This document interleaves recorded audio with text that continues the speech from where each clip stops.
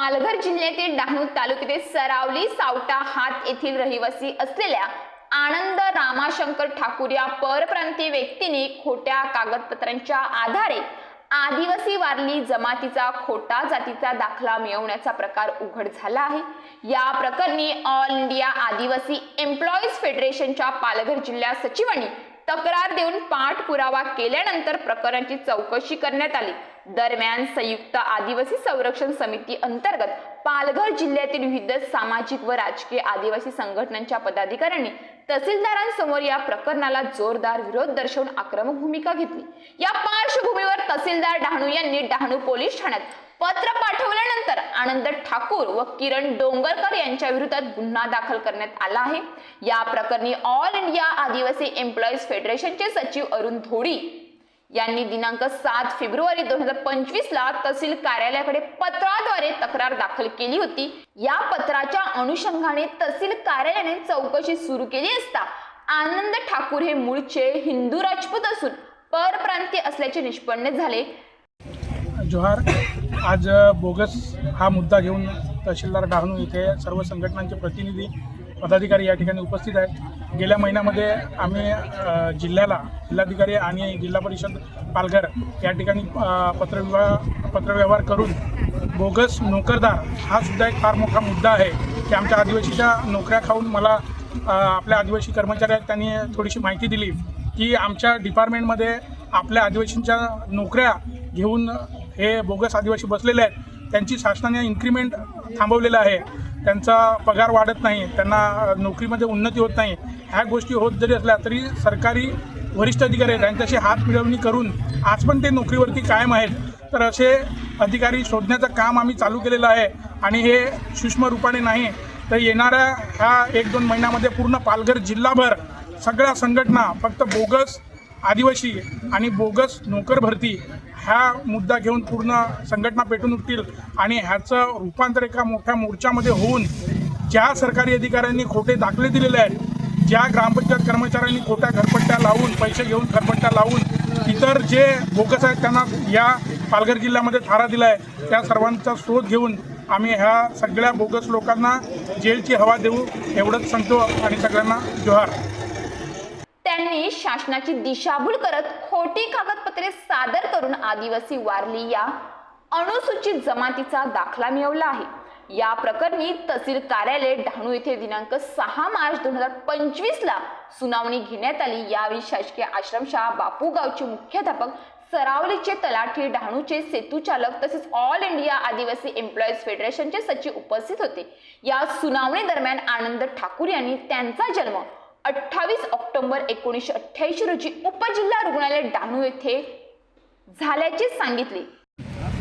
आज डहाणू तहसीलदार ऑफिस येथे बोगस आदिवासी संदर्भात आम्ही सर्व आलोय आणि ह्या निमित्ताने सर्व समाज बांधवांनी आपलं मनोगत व्यक्त केलेलं आहे। ह्या निमित्ताने बोगसांच्या निमित्ताने मला एकच सांगायचं आहे की चोरी ही कुठलीही चोरी हा गुन्हा आहे आणि जात चोरी हा अक्षम्य गुन्हा असावा असं मला वाटतंय आणि त्यामुळे ह्या जात चोरीमध्ये बोगस जे लोक आहेत त्यांना आदिवासी दाखले देण्यासाठी ज्या प्रोसेसमध्ये कोणीही व्यक्ती असेल तो सर्व गुन्हेगारच आहे आणि त्यामुळे मग अधिकारी असो, कर्मचारी असो किंवा समाज बांधव असो, प्रत्येकजण त्याच्यामध्ये गुन्हेगार आहे आणि त्यामुळे त्यांना सोडता कामा नये एवढीच इच्छा मग राजकारणी असो किंवा समाजकारणी असो सर्वच ह्याच्यात सहकार्य करणारे हे गुन्हेगार असावेत एवढंच बोल।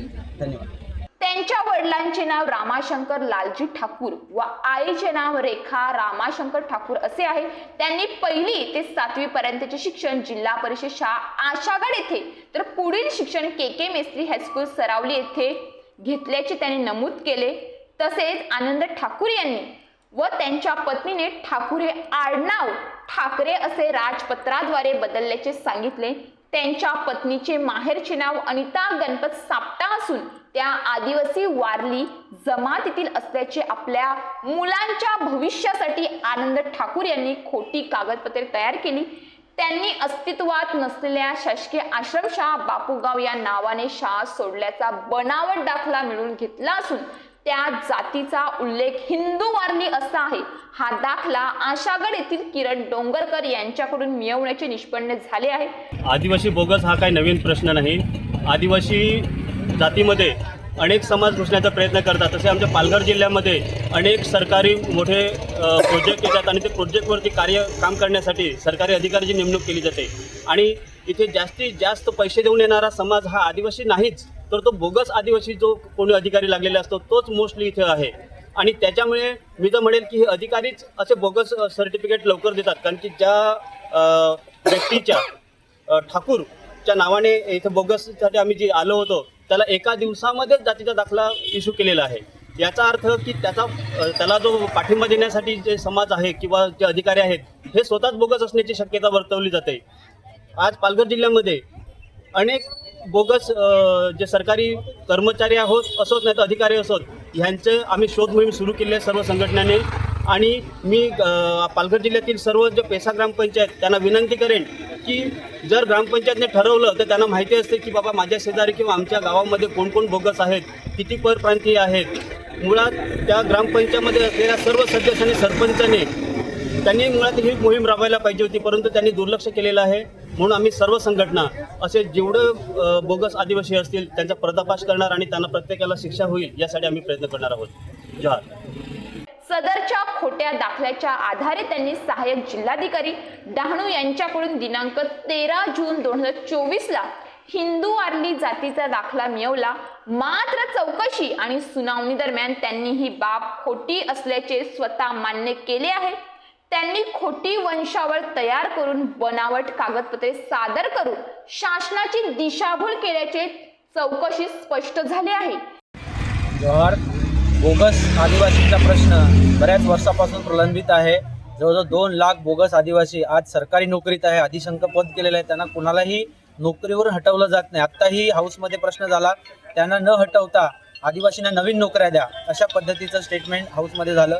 आणि त्याचाच एक भाग म्हणून आम्ही आता ह्या गोष्टी शोधून काढतोय की आमच्या शेजारी राहणारा माणूस हा खरंच आदिवासी आहे का, हा मोठा प्रश्न निर्माण झाला आहे. आत्ताच आशागडची जी एक केस आहे त्याच्या बाबतीत आपण सर्व संघटना मिळून इथे पाठपुरावा करतोय.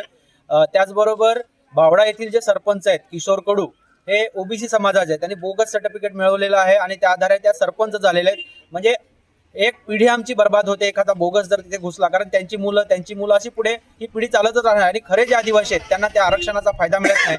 आणि म्हणून आज वेळी सगळ्या संघटना ह्या पालघर जिल्ह्यातल्या एकत्र आलेल्या आहेत आणि जेवढ्या केस आहेत आम्ही त्याचा फाइंड आउट करून त्याचा पूर्णतः शेवटपर्यंत निकाल लावणार आहोत. आणि त्यासाठी आजचं हे आमचं शिष्टमंडळ तहसीलदार साहेबांना भेटलेलं आहे. आणि ह्याच्या पुढे जे पण बोगस असतील त्याने बाबतीत सावध राहावं, हे आता आम्ही पुढे चालू देणार नाही. ह्यासाठी आज संघटनेत पुन्हा प्रण करतोय की आता बोगसांना थारा नाही.